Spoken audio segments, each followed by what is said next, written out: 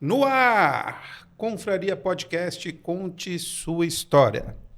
Hoje, começando o ano de 2026, nosso primeiro convidado, o excelentíssimo prefeito Stener da Silva Sorato Júnior. Ou é Sorato da Silva Júnior? Sorato da Silva Júnior. É um imenso prazer tê-lo aqui no Confraria Podcast, conte sua história. Ele vai contar suas histórias.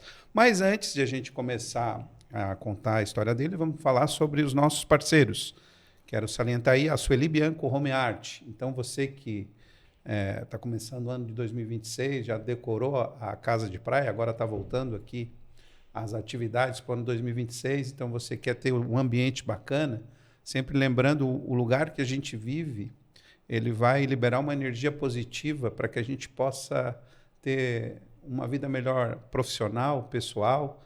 Então, não é só decoração, tem a ver com sua vida também. Também temos a parceria de Invicta Solar. Então, você que está aí, esse ano, principalmente, que nós vamos ter aí digamos assim, uma reforma tributária que vai também impactar no setor elétrico. Então, a energia vai ficar um pouquinho mais cara.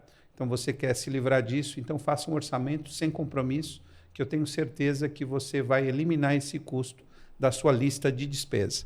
E também temos o patrocínio aí de ProServe. Você que tem aí, você seja aí síndico de condomínio, ou você que é administrador de condomínio, você quer uma limpeza para coisas pesadas, a ProServe é a solução em limpeza. Entra aí no site, faça um orçamento sem compromisso. E lembrando, você que está nos assistindo, sempre de ativar o sininho das notificações e se inscrever. É uma coisa tão simples que vai nos ajudar a levar esse programa para muito mais pessoas. Então, eu conto com você nessa hora. Se você puder fazer isso, com certeza vai nos ajudar bastante. E nosso entrevistado de hoje é o Stener Sorato da Silva Sorato. Sorato da Silva Júnior. Bom, sempre quando a gente chama um entrevistado, a gente pede para deixar um objeto na mesa. Qual é o teu objeto? Então, eu trouxe aqui uma camiseta de corrida. No caso, essa daqui é com a nossa cidade, que até já vou aproveitar com o nome da nossa cidade, aproveitar para te presentear, mas uma camiseta de corrida, Kleber, sempre que a gente participa de uma corrida, geralmente quem administra a prova ali, né, quando tu faz a tua inscrição, tu recebe uma camiseta de corrida. Isso aqui para mim tem um significado muito, mas muito importante, porque em 2013 eu tive uma esofagite e aí consultei lá o Dr. Jaime Gelosa. O Dr. Jaime Gelosa disse, cara, o negócio está meio preocupado, tu vai ter que fazer um tratamento aí de uns 6 meses. E é uma esofagite tipo C, assim, o que é isso, né? Traduz, esofagite tipo C. Assim, não, aqui ela tem evolução. Então, A, B, C e D. A D é a última, a D já é câncer. Aí eu me apavorei. Aí Era para C, no caso. Isso, aí no caso é tipo C e se eu não cuidasse, podia evoluir para um câncer. E aí o Dr. Jaime disse, então passou todos os remédios, tudo que precisava fazer, algumas mudanças de hábito alimentar e tudo mais. E uma das coisas que ele disse, e aí eu fui atrás do porquê, né, que eu tive isso, e dentre algumas coisas que ele falou do sedentarismo. E eu realmente vinha de um período sedentário, apesar de muito jovem ainda na época, tinha cerca de 32 anos, e aí comecei a caminhar. Achei muito monótono, que ele disse, cara, faz qualquer coisa, uma caminhada e tal. E a caminhada achei muito monótono, aí comecei a correr. Do começar a correr, entrei num grupo de corrida, conheci outros amigos e fiz amizades que também praticavam esse esporte. E quando eu vi, já estava participando dessas provas como amador, nada de profissional, realmente era mais para prática do exercício físico e também para me divertir. E cada prova, a gente, então, como eu disse antes, ganha uma camiseta dessas de corrida. E isso, então, simbolizou para mim essa virada de chave. Desde então, desde lá de 2013 até hoje, nunca mais parei de correr. Claro que a gente tem altos e baixos, tem época que eu estou correndo 21 quilômetros. Cheguei já, e posso me dizer, um maratonista, assim dizem os meus aí os personal trainer. Quem já correu pelo menos uma maratona já pode se dizer maratonista. Eu corri uma, que foi a primeira maratona de Tubarão, em 2022. 42 quilômetros, 150 metros. A partir de quantos quilômetros é maratona? De 42, 150. Essa é a primeiro estágio. Esse é o primeiro estágio. E aí, como eu disse, tem altos e baixos. Tem época que a gente está correndo 5, 6, 7, 8, que é o que a gente fala ali do passeio. Tem época que a gente está mais focado, aí já corre 15, 12, 21. Mas tem o hábito de correr ainda? Corro toda semana. Dia? Toda semana, no mínimo aí 2 vezes por semana. E quantas camisetas já tem? Perdi a conta já. Já passou de 100? Passou de 100. Passou de tranquilamente, 100, tranquilamente. Mais de 100 corridas já nesses 13 anos aí de mudança de hábito. Bom, gente, você que está nos assistindo agora, a gente vai começar aqui o Confraria Podcast, que já começou, né? Conte sua história. Então a gente vai saber da história, né, do prefeito de Tubarão, para você que está nos assistindo. Mas todo podcast ele tem um tema, e o tema desse programa é resiliência. Então, para você que quer ouvir uma mensagem aí sobre resiliência, fique até o final do programa, que de repente pode ser para você. Prefeito, primeira pergunta, né, que a gente faz no podcast para todos, né? Antes a gente fazia a pergunta como foi seu parto, mas aí eu recebi algumas mensagens, não é o teu parto, é o parto da tua mãe. Então a gente... Meu foi às 6 horas da manhã. Como é que foi? 6 horas da manhã.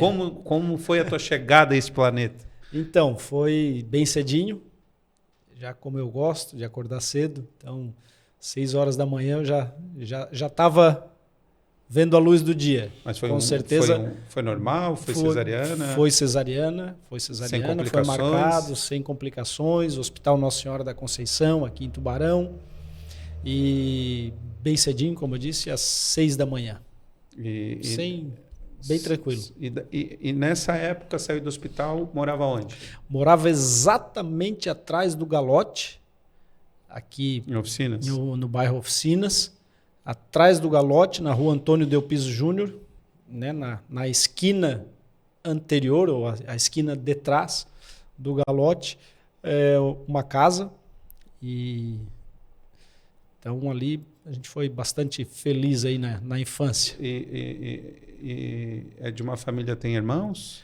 Tem um irmão, mais só. Novo ou mais velho? Mais velho. Então, 4 anos mais velho. Estava te aguardando em casa? Já estava aguardando em casa, já com seus 4 anos de idade. Não, bem tranquilo. A gente teve uma vida bem amistosa, digamos assim, de irmãos, até os meus 12 anos, 11, 12. Depois ali davam aquelas briguinhas de disputa. E lembro que eu queria ser precoce, porque 4 anos mais velho, quando eu tinha 12, ele tinha 16. Eu queria sair com ele e com os amigos dele. Queria se equiparar a ele. Isso. E eu lembro muito bem ainda, lembro gravado na minha memória que eu ia lá e insistia para sair com eles não deixavam, ia lá, chorava pro pai, e o pai assim, leva o teu irmão. Isso que ele, 19 do 15, tipo isso. É isso aí, na verdade, eu com 12 e ele com 16. Então tinham... Que é adolescente e criança ainda. Aborrecente querendo sair com o irmão adolescente. Assim. E nessa época ali na Delpiso Júnior ali, a tua escola, teu primeiro contato com a escola. Então, aí a gente ficou ali aproximadamente até uns 3 anos, nessa casa. 4 anos de idade. Aí a gente foi morar na descida, na rua São José, como é que eu vou explicar ali? Quem sabe onde fica o Sindicato dos Bancários ali, pertinho do Banco Itaú. Daquela descida ali, já foi ali também o cartório Freta ali. Isso. Aquela descidinha moramos São ali. José? Isso, na não rua é Piedade, São José. Aquela ali? Não, ali é São José. A Piedade é a mais acima. Que é na frente da Caixa Econômica? Não.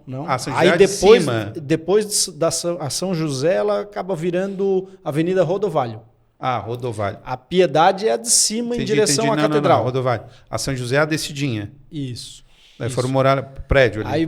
Ali casa também. Depois fomos para outra casa na Vila Moema. E aí estudei no Colégio São José até a 8ª série.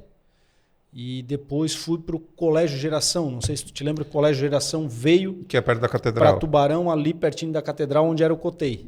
Essa Aí história já contaram aqui também. Fiz o primeiro, o segundo e o terceiro no Colégio mas Geração. tu e a Graça se conheceram no Geração, não? No Colégio São José. No São José. Colégio São José. Tá. E qual foi E aí, na época, quando eu conheci a Grazi, a gente já morava no edifício, o edifício Luciane, que era em cima da Arapuã. Tu já tem umas barbinhas brancas, tu deve lembrar da Lojas Arapuã.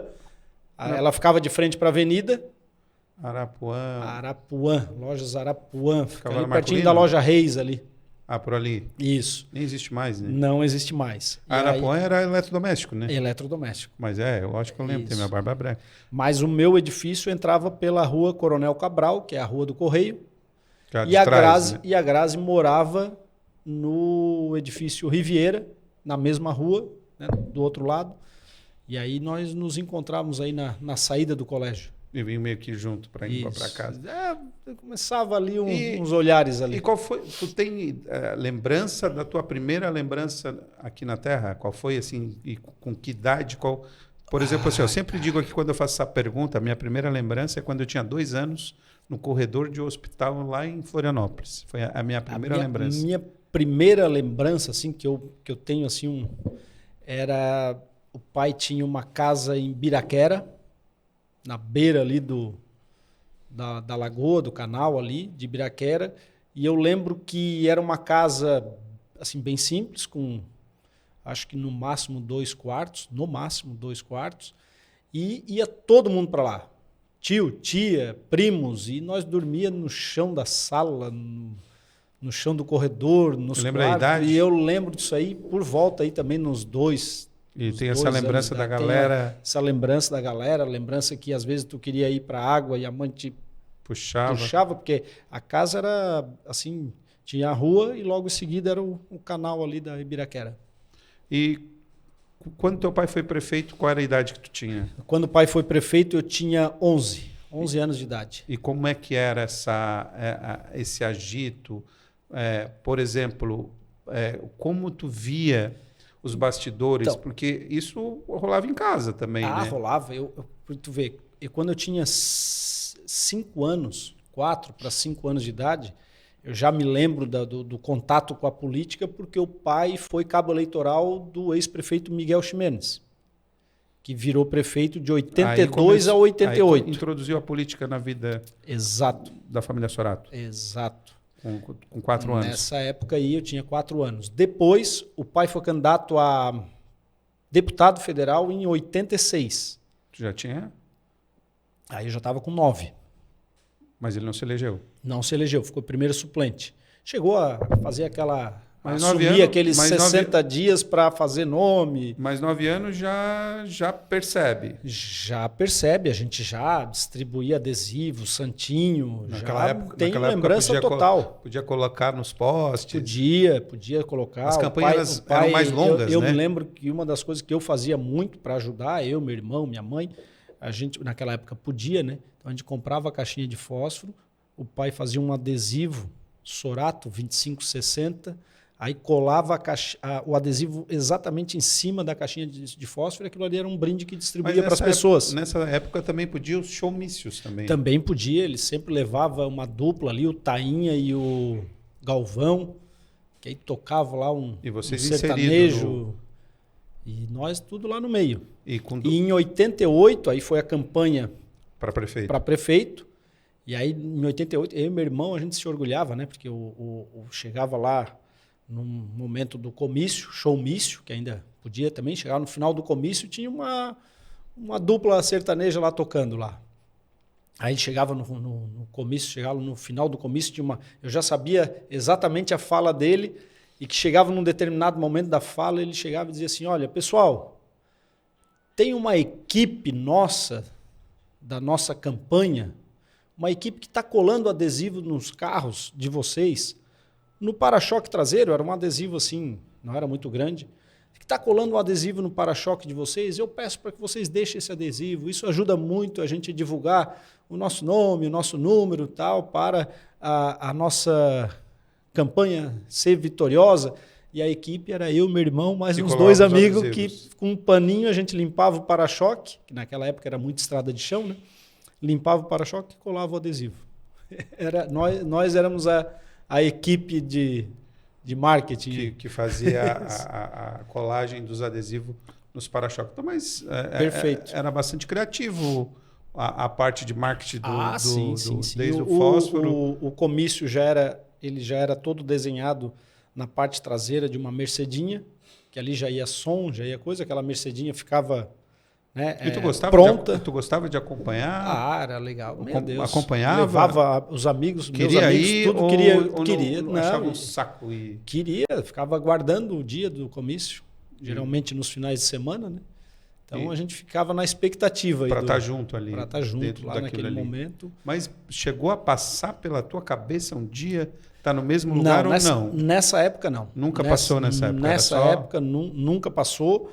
E aí mais lá na frente, né, o pai falava assim, o pai está deixando aí um legado para vocês, falava para mim, para o meu irmão, né, dizendo que sempre buscou fazer a política pensando no coletivo, pensando nas pessoas que mais precisam e que sempre botou a cabeça no travesseiro e dormiu tranquilo porque nunca misturou o dinheiro dele com dinheiro público ou vice-versa. Então, ele falava muito isso e dizia que a gente devia seguir o exemplo. Isso.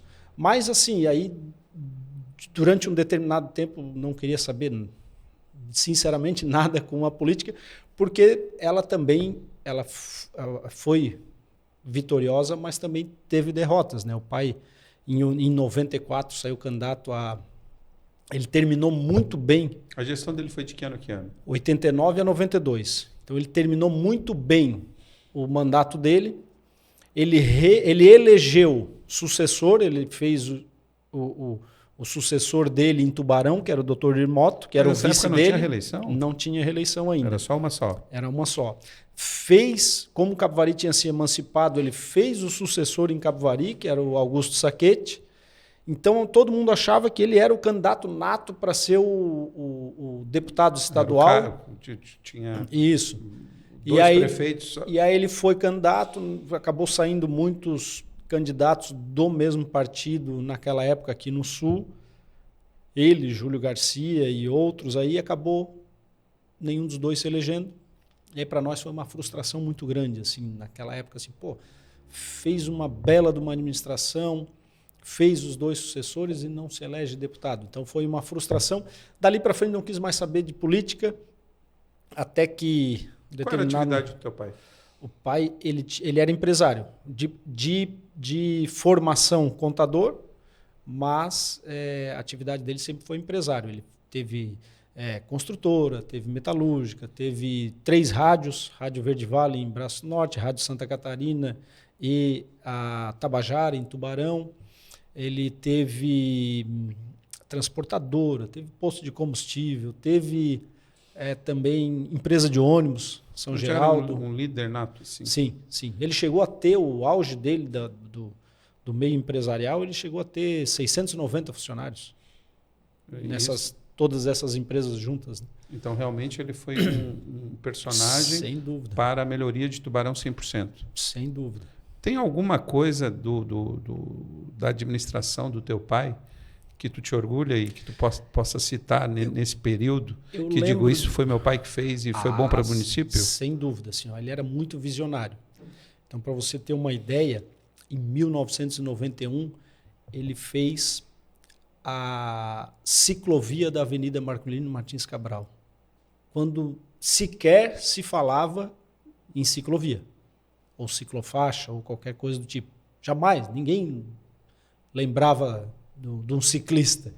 E ele fez a ciclovia da Marcolino Martins Cabral.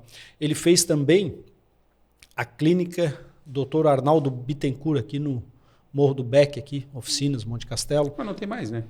Agora é um posto de saúde, né? Ainda atende. Mas naquela época era uma clínica, tinha especialidades, era como se fosse uma UPA hoje. Então, mais uma coisa que me marca muito, assim, demonstrando as duas coisas que como ele era visionário nisso, né? E ele também fez a maior escola do município, que é a maior ainda até hoje, que é o João Paulo I, conhecido também como Caíque, lá no Maitá de Cima. Enfim, teve tem bastante coisa, assim, mas essas 3 marcam. Que marcou o município bastante. E a região. Uhum. Tá, voltando ali para 12 anos, então. Vamos lá. Vamos lá. Quem são os teus amigos, né? E quais eram as tuas, ainda na fase de criança, que já queria sair com o irmão mais velho, mas quem são os teus amigos que vieram até hoje, dessa fase? Tem bastante, mas vamos lá. Um grande amigo é, sem dúvida nenhuma, o cunhado da Grazi, que é o meu concunhado, que é o Arthur, o Tuca. É casado com a Caroline. Com a irmã dela, né? A irmã dela.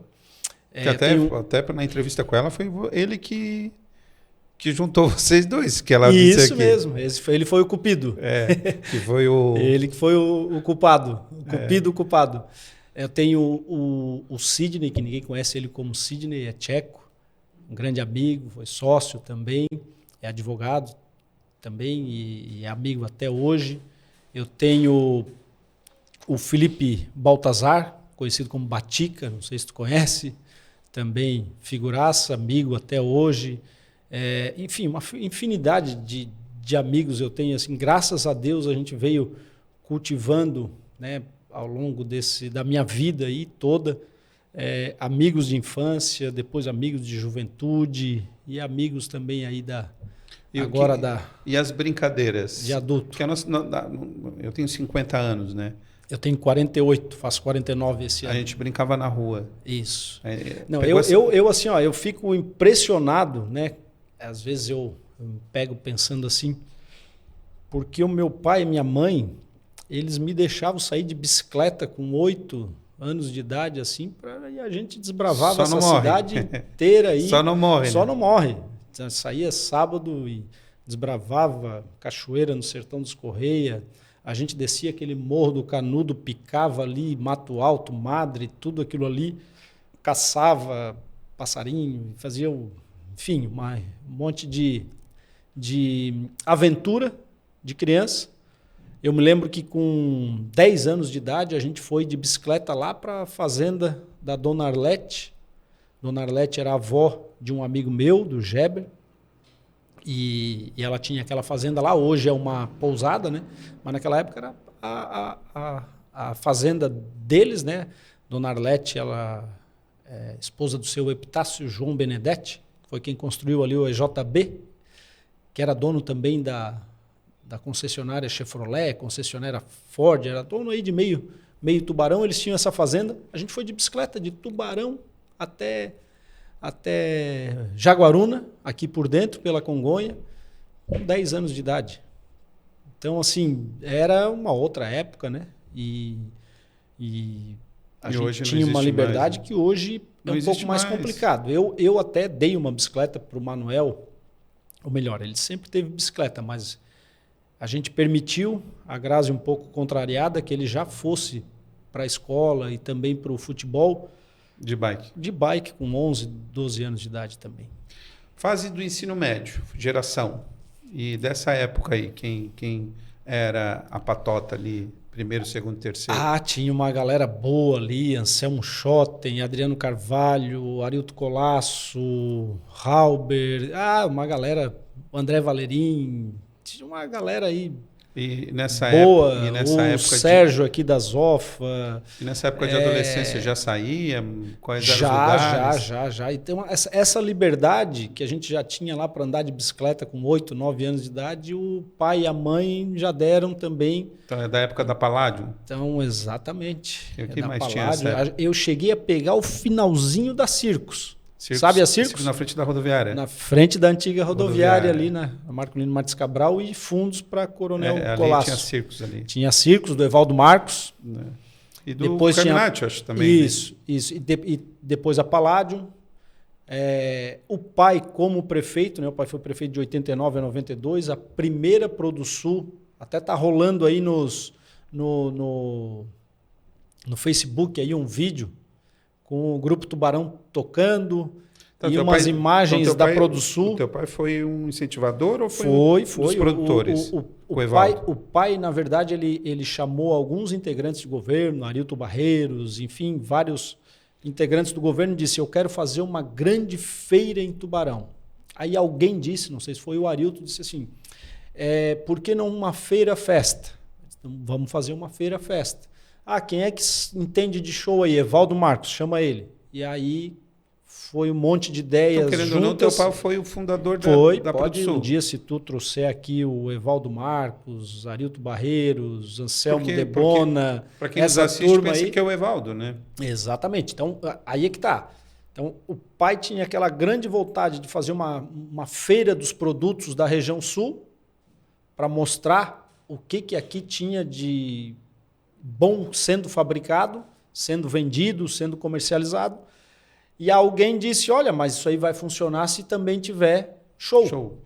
E aí quem faz show, quem não faz, quem é o cara dos shows aí? É o Evaldo Marcos. Então chama ele e lá eles se juntaram e saiu a ProduSul, que foi um sucesso. A ProduSul foi um sucesso por uns 8 anos. Não, a ProduSul trouxe. Ela durou mais tempo. Jamais o Roberto Carlos talvez viria em Tubarão. Não viria, jamais. Teve Roberto Carlos na ProduSul. Teve né? tudo, teve Paralamas do Sucesso. Minetwork. Teve Engenheiros do Havaí, teve...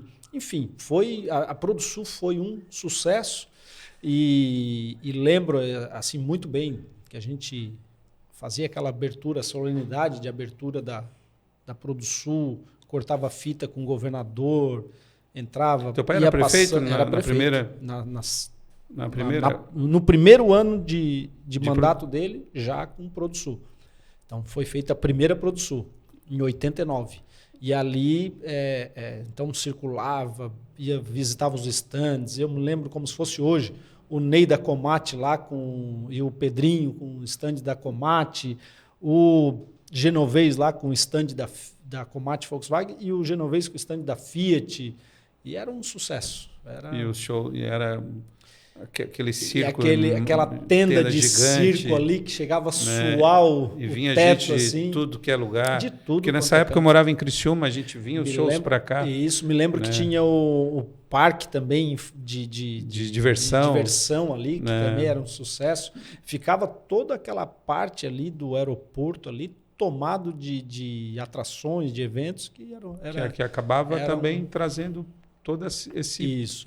A gente está fazendo uma experiência parecida com isso agora no mandato com a Feira Agropecuária. Ela ainda não tem show. Que o ano passado foi na Arena, né? Foi um sucesso porque ela acontecia lá no Setúbal, no bairro São Martinho, e o recorde dela lá foi 11 mil visitas no período que ela dura. E ali deu 30 mil visitas. Então, prova que a gente acertou, trazendo ela para o centro, porque dá mais facilidade de acesso às pessoas. O Djalma, que é o presidente da associação dos pecuaristas ali, comprou a nossa ideia de trazê-la para o centro e esse ano vai ser mais um sucesso. Mas vamos continuando aqui contando a história. Bora. E faculdade? Então, sempre já foi para o direito? Na primeira série ali do segundo grau eu já estava decidido a fazer direito. Então fiz direito. Mas tu chegou a estudar lá em Floripa? O que aconteceu? Que a Grazi foi para Floripa. Tu chegou a estudar lá também? Estudei lá também. A Grazi, mas não na mesma época.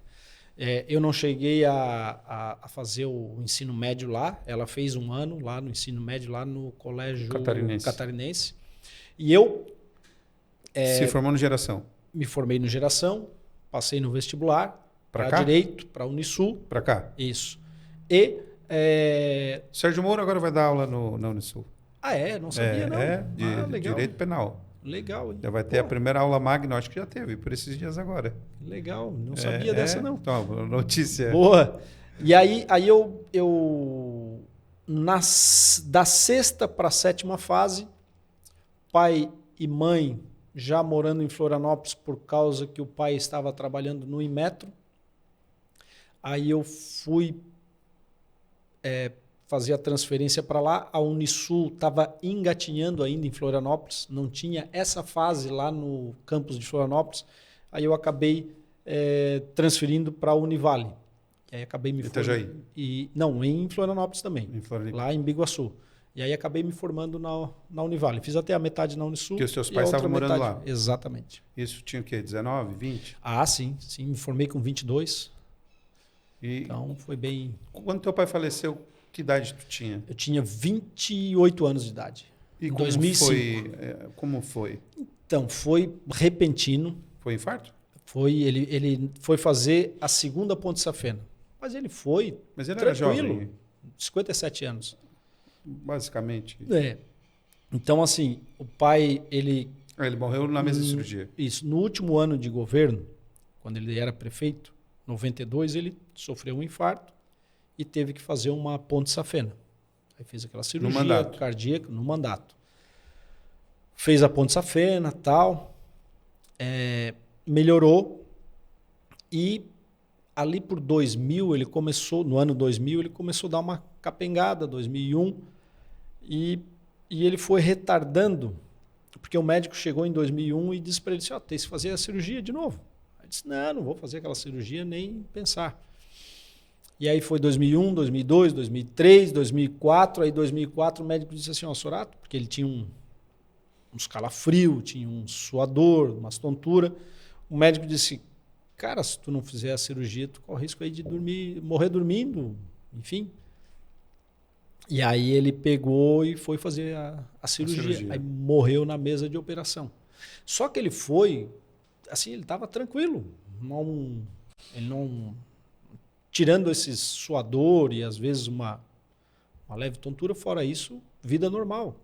O problema que a gente acredita, assim, né? Eu, meu irmão, minha mãe, assim, é que ele, salvo ali depois da cirurgia ali, de um tempo que ele se cuidou um pouco, caminhando e tal, fora isso, depois ele voltou a ter uma vida sedentária e não mais praticou esporte, atividade física zero, e aí não ele teve não uma parada cuidou. Cardíaca, então. Teve. Ele, na hora, depois que o médico fez os procedimentos ali, as pontes, o coração não voltou. Isso. Daí...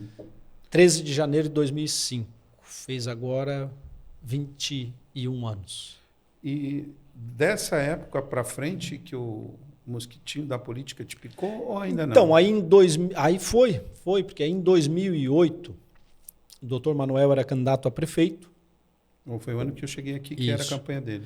Aí o pai do Tuca, aquele meu amigo, irmão de infância, né, o pai do Tuca, que é o Reni, Dr. Reni Tito Reisen, advogado renomado aqui na cidade, disse, Sorato, o Dr. Manuel vai ser candidato e ele gostaria que a família Sorato tivesse presente junto na campanha, no palanque e tal, porque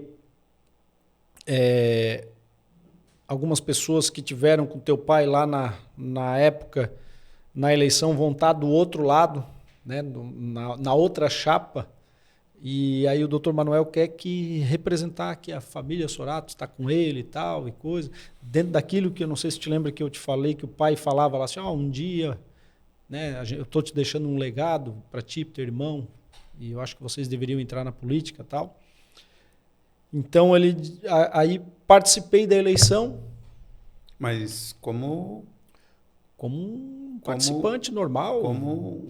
Para ajudar. Pedindo voto. Um cabo eleitoral, digamos assim. Visitando indo nos comícios, um cabo eleitoral. E aí foi tendo aquela... Aí o doutor Manuel ganhou a eleição, teve sucesso, e aí ele perguntou, o doutor Manuel também já saudoso, falecido, ele perguntou quem tinha interesse de trabalhar no governo. E até o doutor Reni disse assim, olha, por que tu não vem? Porque eu na época trabalhava em Florianópolis.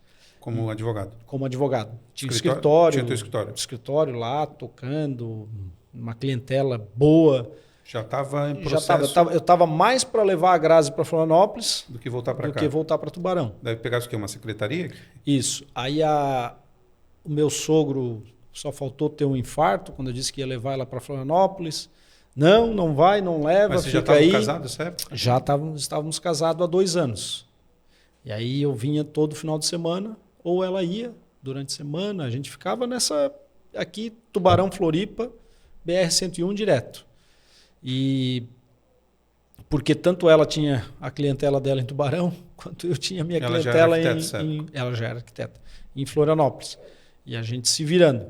E aí, então eles fizeram esse convite, aí acabei vindo, vendi o escritório lá. E qual secretaria tu pegou? Peguei a Secretaria de Indústria, Comércio e Serviços. E ali começou? Aí ali começou. 2008? 2008. Aí Em 2012, me desincompatibilizei da secretaria e já estava na Secretaria de Administração, que o Dr. Manuel me convidou. Disse, Mas ele gostei morreu do teu ele serviço. Ele morreu no mandato, né? Ele morreu no último ano. Que daí o PP Colasso... Isso, ele morreu em junho de 2020. O PP era vice dele, né? Era. Daí ele ficou prefeito. Exatamente. O Dr. Manuel descobriu a doença na transição. Todo mundo não dava 6 meses para ele, mas ele foi morrer no dia 20 de junho de 2012. Ficou quase os 4 anos. E aí, ele me convidou para ser o secretário de administração no meio do mandato. Disse, gostei do teu trabalho lá como indústria, comércio e serviço, vem para a Secretaria de Administração. Aí atuei na Secretaria de Administração por 1 ano e 3 meses e me desincompatibilizei para ser candidato a vereador. Na próxima eleição. Isso. Seria para do mandato de 2014. 13 em diante. 13 de 2013 a 2016. E já foi eleito? Não. Aí o que aconteceu? Os partidos tudo se desentenderam e acabou cada um lançando uma candidatura. E eram candidaturas mais à direita, mais conservadora, o que favoreceu a candidatura à esquerda, que era do Olavo. Foi quando o Olavo... mas nessa eleição tu não era candidato a prefeito? Vice do Stipe. E com o marido da Noilda, não era... Era vice do PP. Tu era vice do Stipe. Isso. E o Edson... Era vice do PP. Então, o Olavo acabou ganhando com a minoria dos votos, pela grande quantidade de candidatos, não foi? Saiu 4 candidatos eu lembro que acabaram sendo bem... O Edinho também se candidatou. Isso, aí saiu... Vocês... O Stipe e eu. Saiu o PP e o Edson, o Edinho e o Deca, e o Olavo e o Aquilson.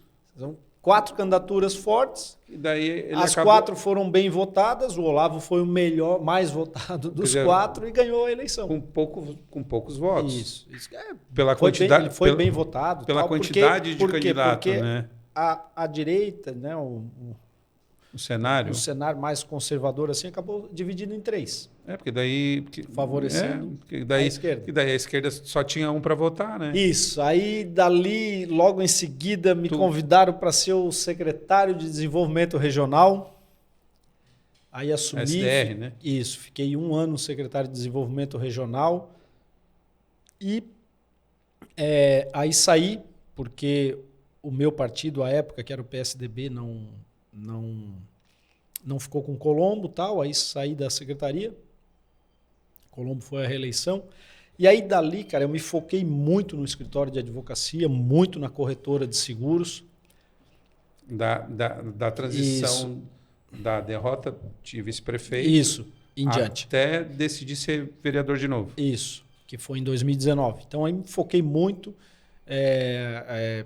tocando as empresas e não queria mais saber de política. Zero, nem queria nem saber, não participava, não queria ser candidato. Já tinha dado política. Deu. Cuidar da minha atividade profissional. Mas aí em 2018 ganhou o Bolsonaro, provando que dava para ganhar uma eleição sem grandes investimentos e provando que quando tu quer fazer a coisa certa, dá para fazer a coisa certa, dá para fazer do jeito certo. E ali empolgou. Fosse para vereador de novo. E aí eu fui candidato a vereador. E foi eleito. Aí pela primeira vez fui eleito vereador. Logo em seguida o então senador veio, que é o Jorginho Melo, veio, tu tem que ser candidato a deputado estadual. Que ele ia ser candidato a governador. Isso. Tens que me ajudar, vou ser candidato a governador, tu tem que ser estadual. Eu disse, meu Deus, mas como é que eu vou ser se não... Sair do vereador para deputado, não né? Tem. E aí deu certo. Sem dúvida nenhuma, o pai, mesmo não estando mais aqui, foi o grande abridor de portas. Ele foi o grande responsável por todas as minhas eleições, sem dúvida nenhuma. Se tu trouxer o Denis aqui um dia, que é o meu vice-prefeito, que batalhou com a gente pedindo voto aí nesses 4 cantos da cidade, ele vai te confirmar o quanto que ele ouviu, dizer, conheci o teu pai ajudou aqui, teu pai fez isso, teu pai fez aquilo, citou essas obras. Como é que era a tua relação com teu pai? Mas muito boa. Tinha uma amizade? Todo final de semana, assim, primeiro, pai, todo domingo tinha que ter o almoço em casa, em família. Tinha que ir lá. Tinha que ir lá, tinha que estar lá, mesmo quando tu tá naquela fase do ali jovem, independente, né? 23 anos, eu já ganhava o meu dinheiro como advogado e já queria rodar esse Brasilzão todo aí. Uma hora estava em Florianópolis, outra hora aqui, outra hora lá. Domingo era sagrado, tinha que almoçar lá com ele.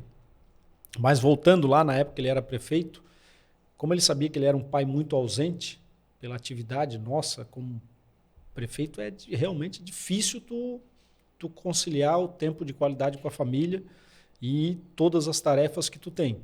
Então ele sempre, o que ele fazia? Qual era a estratégia dele? Sábado de manhã e domingo de manhã ele botava eu e meu irmão dentro do carro, ia ensinar o meu irmão a dirigir e visitar as obras para ver como é que elas estavam. Para ter um tempo com vocês. Exato. Trabalhar. Aí ele já matava dois coelhos com uma só. Ele visitava a obra, via como é que estava, anotava, chegava lá, via uma vista de porta torta, me lembro até hoje, chegava e disse, não, isso aqui não dá a refazer, isso aqui não está bem pintado, isso aqui... Aí anotava no caderninho que ele tinha, faço isso também. Leva o Manuel? Levo maneca. É. Ele mesmo já... Já vê que a porta é errada. Já vem junto. Ele já quer vir junto, né? Então isso eu tenho assim muito bem marcado na minha cabeça. E a gente tinha amizade, a gente conversava, a gente trocava muita ideia. Ele também tinha, ele tenho certeza que ele se realizava em mim porque ele tinha um sonho de fazer direito. Não o fato em si de ser advogado ou mas ele se realizou jurídica, mas ele tinha uma vontade de fazer a faculdade de Direito. Mas ele não te viu na administração pública, né? Não me viu. Pelo menos daqui, né? Aonde está, viu. E tem muito dele em ti? Sem dúvida. Assim, tanto a aparência física tipo, quanto... tua mãe chegava e falava assim, tu igualzinho teu pai? Esse tipo fala. Ela fala ingênuo, de semelhanças. Eu tenho um pouco de cada um dos dois aí. E teu irmão não quis política? Meu irmão, apesar de que ele é funcionário público, né, ele é concursado do Inmetro e hoje ele ocupa uma função política. Ele é o presidente do Inmetro em Santa Catarina. Foi até um pedido que eu fiz ao governador Jorginho Melo e até disse para ele assim, governador, não é nem por mim, nem por ele, mas eu tenho certeza que para o órgão é a pessoa mais capacitada, porque o meu irmão tem pós, mestrado e doutorado em gestão da qualidade, que é o Inmetro. Então, ele é um funcionário de carreira do órgão desde 2002, ele está completamente preparado. Então, o governador está bem contente aí com o trabalho que ele vem fazendo, mas diretamente candidato ele nunca teve interesse. Já sondei, já perguntei, já... Mas ficou esse legado para ti. Ele é muito técnico, então... E aí, para tu entrar na vida pública como candidato, tu tem que ter um pouco de jogo de cintura aí também Bom, na área política. Agora vamos entrar realmente, né? Até para quem está me assistindo, eu não fiz tantas perguntas sobre política, e realmente que é para contar a história, né? Sim. Mas assim, o político, né? Como deputado, prefeito, ele acaba sendo uma pessoa famosa. Todo mundo conhece. Sim. Um monte de gente conhece que tu nem sabe quem é. Sem dúvida. Acaba se tornando igual uma celebridade. Como faz no dia que não está legal? Porque, por exemplo, se um dia tu não cumprimentar uma pessoa direito, ou pronto, não sai de casa, né? Porque tem o dia que verdade, tem o dia que tô com dor de cabeça, dor de barriga, etc. Não tô bem, não tô legal. Igual o clima, tem dia de sol, tem dia nublado, dia de tempestade. Isso. Esse dia que tu não apertou a mão direita de alguém, pronto, já. Na verdade, sim, eu busco levar a vida da melhor maneira possível. Então, todo dia que eu acordo, eu levanto os braços, respiro fundo e vou em busca de fazer o melhor dia possível para a minha vida. Mas, concordo, tem os dias que tu não está 100%, que tu está a meia luz, como diz na gíria. E aí como dizer, tem que fazer um esforço, tem que sorrir, tem que cumprimentar, tem que agradecer, até porque a gente, por uma coisa que tu está passando, que tu não está bem, também o outro não tem culpa por causa disso, né? Então eu procuro respirar e tocar. Porque a política em si, né, apesar de comentários negativos, mas as pessoas elas não divulgam as coisas boas que a gente faz. Mas as coisas ruins, meu Deus, vai rápido. Notícia ruim vende mais. Né? Então, tudo aquilo que a gente erra, né, se alastra. Mas a política em si, ela dá como é que eu vou usar a palavra? Uma alegria quando determinadas coisas que o líder, né, ele ajuda a concretizar, melhora a vida das pessoas. Exato. Então, assim, no primeiro momento, né, que eu acredito que, né, pelo que eu percebi, que tu foi um dos candidatos mais votados da história de Tubarão. Eu acho que se não foi o mais. De votações, sim. De toda a história de Tubarão, 73%. Eu acho que tu foi o mais votado. Aham. Nessa hora, né, digamos, nossa, eu recebi 73% do voto, 73% da população de Tubarão confiou seu voto em mim. O que tu sentiu nesse momento? Responsabilidade, na hora.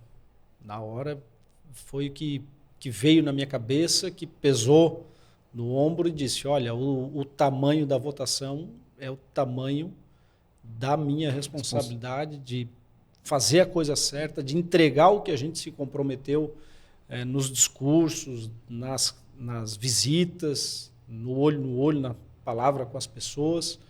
E eu acredito que a gente está conseguindo fazer isso. Quando eu falo a gente é porque eu tenho um parceiraço. Uma equipe também, né? Eu tenho um parceiraço comigo de governo, que é o Denis, que nos ajuda, a gente toma decisões em conjunto, e uma equipe também que nos dá suporte, né? Ninguém faz nada sozinho. Ô Sorato, mas assim, existem muitas coisas, né, no plano de governo ali que não depende só do prefeito, depende de várias questões, né, para ser realizada, né, que às vezes a população, às vezes mais instruída, tem uma certa cognição para entender isso, mas as pessoas menos instruídas não. Sim. Como lidar com esse tipo de situação? Por exemplo, eu como prefeito não consigo tirar esse copo daqui para passar para isso. Existe uma burocracia enorme, gigantesca para que isso possa acontecer, que é o caso do lixo. Sem dúvida. Que foi uma das coisas... O maior desafio de 2025. Acho assim, que foi dos maiores motivos de rejeição, né? Que às vezes as pessoas elas não têm a informação não entre linhas. Que para te chegar no momento que nós estamos hoje, com um contrato definitivo, a gente teve que abrir um processo, teve que abrir a cotação para qualquer empresa participar, cumprir normas legais do Tribunal de Contas, senão eu fico inelegível. Se a gente continuasse renovando aquele contrato ali emergencialmente, eu ficaria inelegível com certeza. O tribunal diria, olha, tomou aqui fez uma improbidade administrativa, que era renovar um contrato sem permitir a concorrência entre empresas, e me colocaria numa situação fora de uma próxima eleição e com a possibilidade de pagar multa, enfim, X nas costas, né, do tribunal. Então, é difícil, mas o que eu digo sempre é o seguinte, a gente não pode perder o foco. Tu tem que olhar onde que tu quer chegar lá, o que tu vai fazer, como é que tu quer estar aqui quando estiver lá, chegando o dia 31 de dezembro de 2028, mandato finalizado, o que eu entreguei, o que eu fiz, como eu fiz. Então, a gente não pode... a gente sabe que tem o caminho para percorrer, às vezes tu vai ter que fazer mais curvas, às vezes vai ter que subir morro, mas é saber onde tu vai chegar. E também fazer e não deixar o município endividado, né? Exatamente. Esse é o nosso maior desafio. A gente teve um grande desafio em 2025, que foi esse problema todo com o contrato de coleta do lixo, do resíduo sólido, que é a coleta de lixo orgânica, E a gente tem o maior de todos, a maior dificuldade, aquilo que inspira o maior cuidado, aquilo que nos trava e que não deixa a gente, muitas vezes, fazer ainda mais ações do que nós estamos fazendo, que é a dívida. Nós pegamos 774 milhões e meio de dívida, graças a Deus, graças a Deus e o trabalho de muita gente engajada, desde o servidor efetivo até a equipe de comissionados, que fez um grande trabalho e a gente conseguiu reduzir para 691. Baixamos 82 milhões da dívida, 691 ainda é muito dinheiro, porque a prefeitura arrecada cerca de 500 e poucos milhões de reais de receita corrente líquida. Então, a gente tem um desafio enorme ainda. Fazer Só de juros no ano passado, de financiamento e de parcelamento de impostos, nós pagamos 20 milhões. 20 milhões tu faz uma ponte no centro. Nós vamos fazer uma ponte agora, com dinheiro dado pelo governador Jorginho Melo. Mas não tem ideia onde vai ser ainda, né? Sim, ali na antiga rodoviária. A gente vai abrir a rua ali na rótula da Oswaldo Cruz. Que é onde está Esquimó agora? Não. Uma em direção ao hospital. Mais uma quadra em direção ao hospital. A gente vai abrir aquela rua ali, onde hoje tem o camelódromo. Sei. A gente abre aquela rua porque é ali que tu engata com a Luiz Pedro de Oliveira. Que vai dar na rótula, vai dar na rótula ali. Isso, vai dar na rótula. A rótula, isso. E aí, do outro lado, cai lá no 8º Comando da Polícia Militar. Que ali vai ser bom até por causa da universidade. Exatamente. Porque assim, entre a ponte Manuel Alves dos Santos, que é a do Morrote, e a Nereu Ramos, que é ali no centro, entre essas duas pontes tem um vão muito extenso e a gente precisa no meio ter uma ponte e um local mais apropriado, que já tinha um estudo que a gente aproveitou de 2015, é nesse local. E então, já está em processo de licitação? Está em processo. A gente está concluindo o projeto de engenharia para mandar a licitação. Um investimento de aproximadamente 20 milhões de reais, 18 já assegurado pelo governador Jorginho Melo. Mas já tem ideia de início de obra, não? Eu quero começar antes da eleição ainda. Da próxima? Começar antes dessa eleição. Da eleição estadual. Para presidente? Quero isso. Presidente e governador. Né? E qual é o teu maior objetivo? E a UPA, como é que está? A UPA quero abrir esse ano ainda. Nós estamos fazendo de tudo. Ganhamos mais um ajudante aí para abrir ela o mais rápido possível, que é o Instituto Maria Schmidt, o IMAS, porque ele foi o vencedor, esse instituto foi o vencedor da licitação para administrar, quem vai gerenciar a UPA. Então, eles também querem ver aberto o mais rápido possível, porque, obviamente... Então, 2026 a UPA sai. Vai sair. Que a UPA começou lá no Manuel, né? 2012. Lá no Manuel começou a UPA. 14 anos e nós vamos abrir. Essa novela. Nós tiramos várias lendas aí do papel e uma delas vai ser a UPA. A UPA, pelo que eu ouço nos bastidores, ela já começou a ter problemas pela falta de uso, né? Porque qual foi o problema? Cada um queria ver ela de um jeito. O que inaugurou, que foi o Dr. Manuel Bertoncini, que foi homenageado, inclusive, com um nome na UPA, queria ela como uma unidade de pronto atendimento 24 horas, para atender o cidadão tubaronense qualquer horário. 24 horas abertas, 7 dias por semana. Depois vieram outros governos, não vamos mais fazer 24 horas, vamos fazer até a meia-noite. Depois um outro governo, vamos fazer até às 10 da noite, vamos fazer um postão de saúde. Vai ser um postão. E ela vai ser o quê? 24 horas? Vai ser UPA 24 horas. Aí nós pegamos lá o projeto original do Dr. Manuel Bertoncini, adequamos ao que a Vigilância Sanitária e o Ministério da Saúde entende como tem que ser uma unidade de pronto atendimento 24 horas e estamos fazendo. Isso tudo, Kleber, dá um trabalho que tu não tem noção, mas vamos abrir. E qual é o teu maior objetivo no teu mandato? Assim, é isso que eu quero realizar e vou dar o meu sangue para isso. Qual é o teu maior objetivo pessoal? Assim, não dá para dizer que é um só. Mas... Na saúde eu quero a UPA aberta, certo? Na educação eu quero aproximar ao máximo e, se possível, né, nós vamos dar o nosso melhor para igualar uma escola pública de uma escola particular. Pode me dizer que é utopia, mas nós vamos perseguir isso até o último dia do mandato. De igualar. revitalizar as igualar escolas municipais. Significa ter laboratório de informática, ter biblioteca, ter ginásio de esportes, a escola ser igual. Não muda nada um Colégio São José de uma Arino Bressan aqui no Monte Castelo. É isso que nós vamos perseguir até o fim, até o último dia do mandato. Quantas escolas? Nós temos 43 unidades escolares. Dessas 43, 29 são creche e 14 são escolas. Hoje eu acho que eu vi a tua entrevista na Jovem Pan, estava falando da Escola Recife.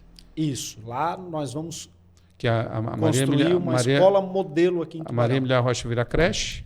Isso. E vai ser aberta uma nova escola. Na frente da Maria Emília Rocha, numa composição de 2 lotes ali, quase 5.000 metros quadrados. Vamos fazer cerca de 12, talvez um pouco mais o número de salas, auditório, laboratório de informática e robótica, biblioteca e ginásio de esportes. Agora eu vou falar uma coisa assim que muito minha, né? Uhum. Eu tenho uma filha de 1 ano agora, né? Certo. E eu passeio com ela de carrinho. A nossa acessibilidade está terrível. Né? Terrível. Assim, tipo... Sabe uma coisa? Né? Então, assim, ó, eu falei assim, ó, quando eu entrevistar o Sorato, eu vou perguntar sobre a acessibilidade. Então, porque tá difícil a acessibilidade. No ano de 2025 foi um ano de muito ajuste, Kleber. Muito. Nós tivemos que cuidar dessa questão financeira, nós tivemos que criar uma nova cultura do serviço público.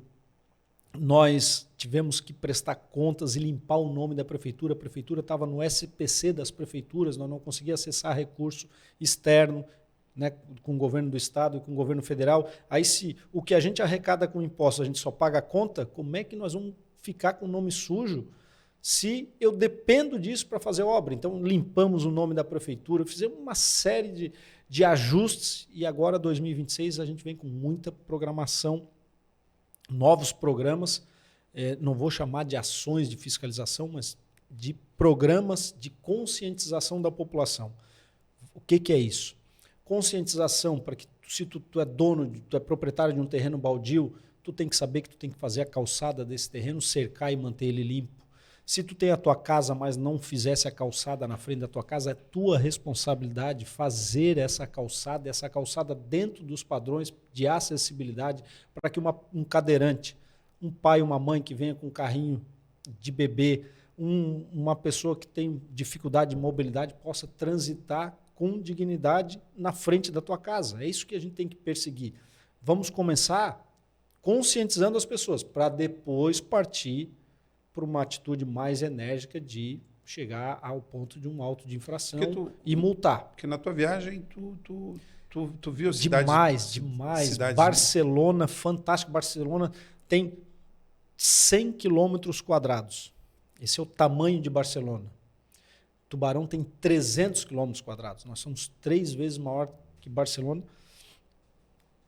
Mas mesmo assim a gente consegue copiar muita coisa de lá de mobilidade urbana. Para começar por essa questão das calçadas, a gente tem que diminuir algumas vias públicas aqui, a gente vai ter que diminuir a velocidade do carro, é inevitável. Mas para acessibilidade não dá para fazer aquela ideia de economia mista entre a instituição privada e a parceria público-privada para que isso aconteça? Então, a gente tem uma dificuldade, uma discussão com o Tribunal de Contas, porque a calçada é patrimônio particular. Mas geralmente, tem um comércio, né, que precisa que aquilo fique acessível. Isso. O que a gente precisa é convencer e conscientizar esse proprietário de que ele tem que fazer a calçada, e fazer a calçada num padrão que a prefeitura já tem desenhado isso no plano diretor de como ela tem que ser. Uma calçada que seja acessível, que tenha acesso para o cadeirante, que tenha acesso também para o deficiente visual, uma infinidade de regras que tem e que não é difícil fazer. Hoje é muito simples, dá para fazer e a gente... Porque a gente tem que fazer a conscientização para que as pessoas tenham esse olhar com o próximo. Entender que ali pode estar passando alguém que é cadeirante, ou um que pai, precise uma mãe, dessa acessibilidade. A gente fez agora, mais na questão de mobilidade, não tanto de acessibilidade, mas de mobilidade, porque nós temos um plano de mobilidade urbana em Tubarão. E ele define que várias ruas têm que ter ciclofaixa. Nós fizemos a ciclofaixa da Cândido Freire Leão. Cândido Freire Leão é aquela rua lá do Posto Premier que liga até a última rótula da Pedro Zappellini. Ah, sei ali. Faz uma ligação importante de duas avenidas, a Marcolino Martins Cabral e a Avenida Pedro Zappellini. Ficou bonita aquela rua ali. A gente fez a ciclofaixa ali e até assim, com receio de sofrer críticas. Não vou te omitir isso aqui, não. Nós ficamos com receio, porque tu elimina o estacionamento de um dos lados da via. Mas está um sucesso, nenhuma reclamação até agora. De críticas positivas. O cidadão utilizando em massa, não só para lazer, mas também para trabalho. Querendo ou não, ela liga Santo Antônio de Padre e oficinas ao centro. Ao centro, exatamente. E a gente vai seguir nesse ritmo, fazendo outras ciclofaixas pela cidade. Por quê? Porque Tubarão é uma cidade plana. Muito parecida com Barcelona, como eu vi lá na viagem. É o da Catedral, né? Muito, mas muito parecida com Barcelona.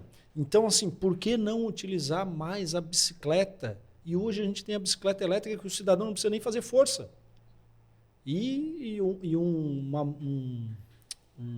Uma mobilidade barata.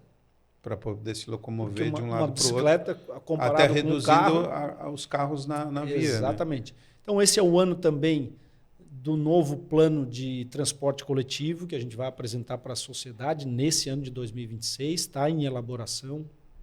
Alguma coisa integrada, não? Sim, sim. A gente pretende fazer uma volta do circular. Mas e aí, integrar, tipo, ou isso, não? Isso. Tipo Criciúma, que tu sai de um lugar ao outro com uma passagem só? Exato.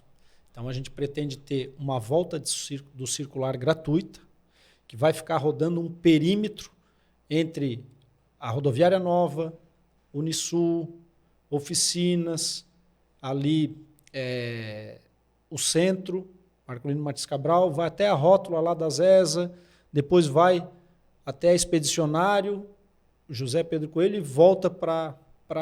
Um circuito central. Isso, que os antigos chamavam da volta do circular. Então a gente pretende que essa volta seja gratuita.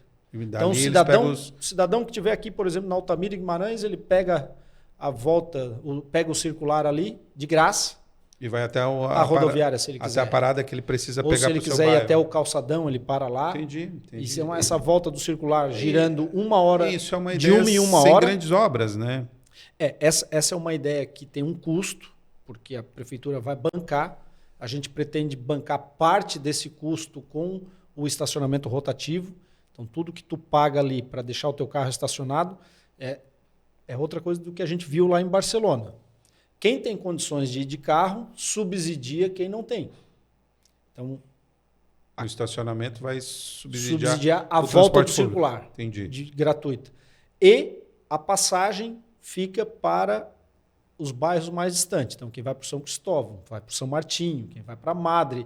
Então, desses locais vão encontrar a volta do circular aqui. Então, aí ele sai de um ônibus e embarca na volta do circular gratuito. Por exemplo, o pessoal veio do Caruru, vem até a Rodoviária Velha, pode pegar um circular que vai até a passagem. Isso, né? Exatamente. O que eu quero dizer sem grande custo é que Criciúma fizeram 3 grandes terminais centrais. Nós pretendemos fazer 3 ou 4, mas não grandes terminais. Terminais pequenos. Para deslocamento do cidadão. Na região de oficinas, um na região do Maitá, outro aqui na região da Passagem, talvez um quarto, pequenos, onde faz a conexão desse circular que vem do interior, vem da Madre, vem do Campestre, vem do... Mas tu tem a estimativa de quantas aqui pessoas do Monte Castelo hoje por dia usam transporte público? Então, é muito poucos. Para ter uma noção, e qual é o nosso problema em Tubarão? Vamos fazer um comparativo com Criciúma.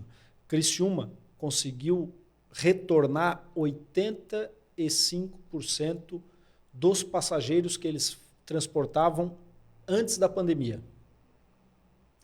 Sabe qual é o índice de Tubarão? 53%. O tubaronense acostumou a ir de outra forma.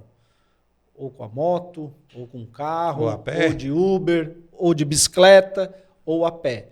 O que a gente quer fazer com esse novo plano de mobilidade. Voltar a usar o transporte público. Voltar a usar o transporte público por várias e N razões. A primeira, para a gente diminuir, Tubarão é a terceira ou a quarta, eu acho que nós atingimos agora a terceira cidade proporcionalmente com o maior número de veículos em Santa Catarina, proporcionalmente ao seu número de habitantes. Dizer que é um povo próspero? Também, acredito que sim, né? Não, tem aí algumas... Se tu pegar um consultor financeiro familiar, ele vai dizer que a gente está gastando mais com algo que não tinha necessidade. Porque na realidade, né? Porque o carro tem um custo. É que na realidade o que acontece? Né? Aqui no Brasil, nós temos a ideia de que o transporte público é feito para pobre. Para baixa renda. Isso. Que não é. Na Europa, nos Estados Unidos, quem usa transporte coletivo. É advogado, de Lá terno, em Barcelona, eu comprei um bilhete. Que o transporte público é para deixar o seu carro na garagem. Isso. Eu era obrigado, né? Eu fiquei lá 7 dias, mas eu fui obrigado a comprar um bilhete por 30 dias, porque era praticamente o mesmo preço o bilhete de 7 e o bilhete de 30 dias. Então, eu comprei um bilhete para 30 dias, ele valia para o metrô, para o ônibus... Para tudo. E para o metrô de superfície, para o metrô subterrâneo e para o ônibus também que rodava lá na cidade. O mesmo bilhete para tudo. E tu usou para o transporte público? Usei só transporte público. Peguei 1 ou 2 Uber lá, o resto foi só transporte coletivo. E o morador de lá, muito pouco tem carro. Muito pouco tem carro. Eu quero parabenizar. Isso não quero dizer que a gente vai obrigar ninguém, cada um vai fazer o que quiser aqui, mas a gente vai dar alternativa. Mas na realidade, quanto melhor tiver o transporte público, mais pessoas vão usar, menos carro, daí emissão de CO2, emissão de CO2, etc. Se as pessoas optarem por usar a bicicleta, como aconteceu em Barcelona, a gente ganha também em saúde. Se a pessoa puder ir e não for porque ela não quer, não é uma questão que a gestão pública não está oferecendo para que ela possa usar aquilo e melhorar a vida de todo mundo, inclusive a dela. É isso aí. Agora eu quero parabenizar, embora a gente saiba, né, que é um atributo 100% CDL, mas a gente sabe que a prefeitura tem uma mãozinha ali que foi o Natal. Né? Então, assim, eu moro na Tubaúca, em Faraco, para quem não conhece a rua ali perto do Seven, moro basicamente no centro. Centrão. E o Natal desse ano estava espetacular, né? Desse ano de 2026 vai ser mais ainda. Espetacular, shows todos os dias, né? Embora a iluminação demorou, né? Mais bacana. Quer uma novidade? Esse ano ela vai ser acendida no dia 27 de outubro. Ó, já para os outros. Já aprimoramos, apanhamos para aprender como fazer em 2025. Então, assim, ó, e agora em 2026. E é uma coisa que a gente tem que parabenizar quando tem que parabenizar. Então, assim, a minha esposa é do Pará, né? É do Pará. Então, ela ficou encantada com o Natal, assim, das atividades. Eu disse, mas nunca foi. Eu falei para ela, nunca foi sempre assim, né? Nunca foi sempre assim. Tinha tudo isso, mas a quantidade de shows e atividades e espetáculos, né? Que eu também achei que também, né? Não sei se foi ou se não foi uma estratégia. O circo está no local, no período de Natal, trazendo o público da região para cá. Não sei se foi uma estratégia. Eu até falei assim, acho que isso aqui foi estratégia, porque daí o que acontece? Vem gente de tudo que é cidade que acaba depois ficando ali no comércio. O Mirage Circos, ele estava numa vinda de Porto Alegre para Balneário Camboriú. Ia ficar esse dia sem atividades. Ia ficar os dias sem atividades. Eles fizeram um contato porque eles gostaram de estar em Criciúma. Eles tinham, antes de Porto Alegre, tinham estado em Criciúma. E eles ouviram falar muito bem de Tubarão. Fizeram contato conosco. O secretário Alisson, na hora, já me ligou. Prefeito, acho uma boa. Então, a gente... Como eu já tinha ido no Mirage em Florianópolis, eu disse, cara, esse circo é espetacular. Diferenciado. Então, deu tudo certo. A única coisa que eles pediram foi para que a gente disponibilizasse o terreno, o resto tudo por conta deles. E daí trouxe, acabou trazendo as pessoas das cidades vizinhas e aqueceu o comércio. O Natal foi ainda melhor, sem dúvida nenhuma. E esse ano, como eu disse aqui, a gente vai começar a iluminação já no final de outubro. Vai ter outras atrações ainda. A gente já vai ter o deck. Mas a planta continua igual. as atividades, as atrações, a praça de alimentação, frente da Casa Cidadania? Com algumas melhorias ainda. E onde é que tu passou o Réveillon agora nessa última virada? Eu passei no Costão do Santinho. Ah, estava bem. Nós vamos fazer o Réveillon em Tubarão também. Então, as atividades do então, quer dizer, final de ano... Quem tiver em Tubarão vai ter um lugar para ir? Vai. Tipo São Paulo? Exatamente. Vão iniciar no dia 27 de outubro e vão até o dia 1º, a virada, dia 1º de janeiro. Sorato, o nosso tempo está chegando ao final, né? Mas eu quero te fazer algumas perguntas, né? O que é família para ti? A base é onde quando a coisa encrespa, é para lá que tu vai recorrer. Então, é algo que tu tem que manter sempre muito forte. E como tu consegue conciliar hoje a tua atividade de prefeito, que todo mundo acha que o prefeito tem que ter 30 horas ou mais? Por aí. E a família?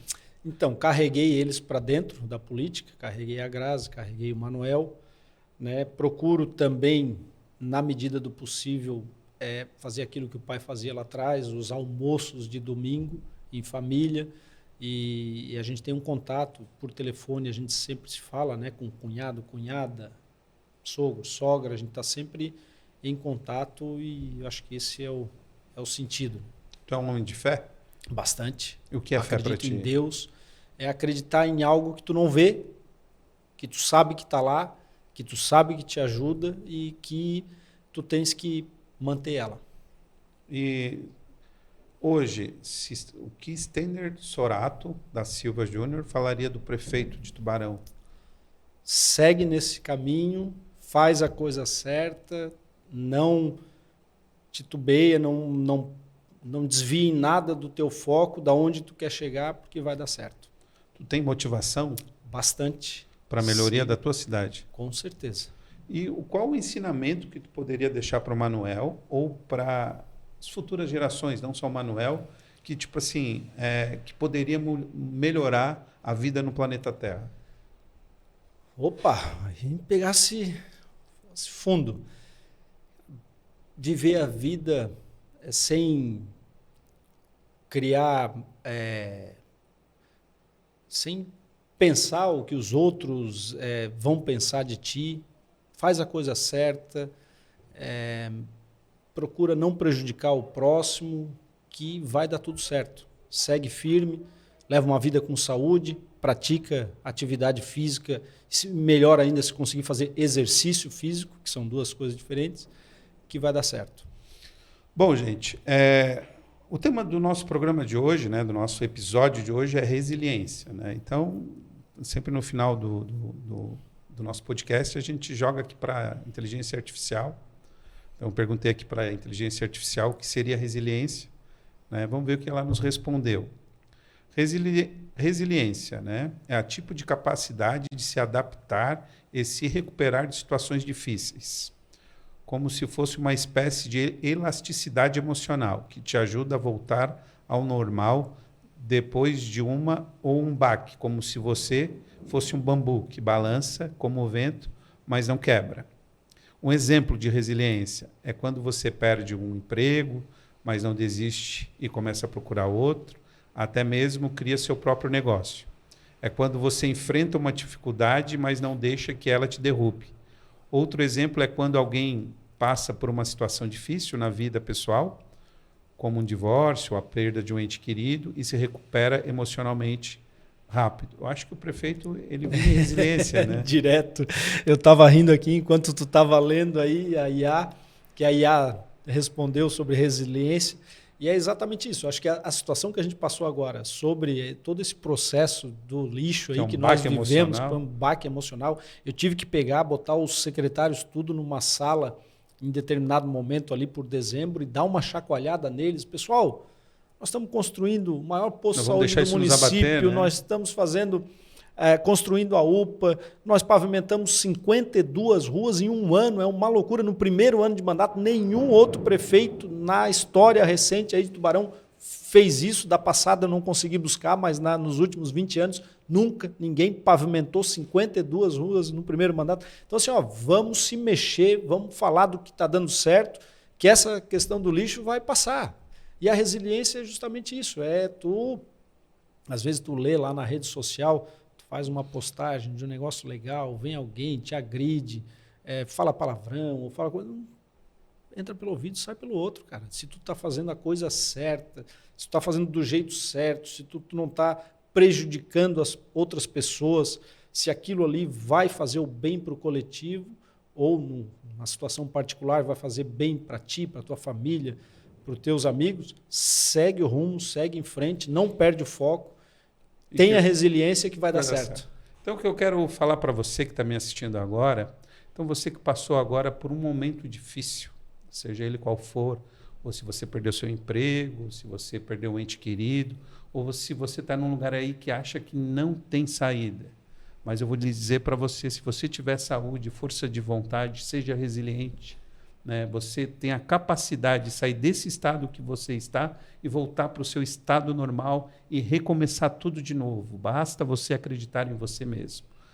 Nosso programa, né, está chegando ao final, né? Eu quero agradecer a Invicta Solar, né, que trabalha aí com energia solar para você que está gastando muito. Sueli Bianco também, que você quer decorar o seu lar, né, que é dar o up aí no seu momento. E a ProServe também, que grandes limpezas, ProServe é o nome para você resolver. Né? Antes de eu acabar e o programa, eu queria que tu deixasse uma mensagem, não só do prefeito para os munícipes, né?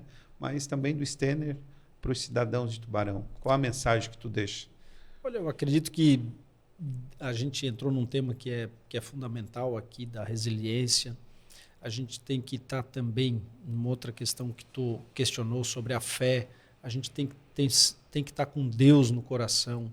Ir na missa aos domingos, a gente tem que ter esse encontro. Ah, mas eu não posso rezar, não pode ser só rezar em casa. Não, vai na missa, que é lá que, ou no culto, que é lá que tu vai ter a mensagem do padre, do pastor, quem vai te dar aquela renovação espiritual que tu precisa, e fazer a coisa sempre olhando o outro lado do balcão. O que tu faria se tu tivesse do outro lado do balcão? O que tu queria que fosse feito se tu estivesse do outro lado do balcão? Que eu acredito que dessa forma as coisas vão ser muito prósperas na tua vida e tu vai ter sucesso. Bom, gente, o nosso programa está chegando ao final, o nosso episódio está chegando ao final. Eu que venho da TV ainda sou acostumado a falar programa, é episódio. Né? Nosso episódio está chegando ao final. Né? Eu quero que você possa nos ajudar aí acionando o sininho de notificação e se inscrevendo, que com certeza eu deixo uma mensagem aí, deixo um chat aí, uma mensagem que esse tipo de engajamento vai levar esse programa para muito mais pessoas. Eu vou encerrando por aqui, muito obrigado pela tua presença, né? E você fique aí com as fotos, né? A vida do nosso prefeito contadas pelas fotos que a Grazi me mandou. Ah, legal. Obrigado, Kleber. Obrigado a todos que nos acompanharam aqui o podcast.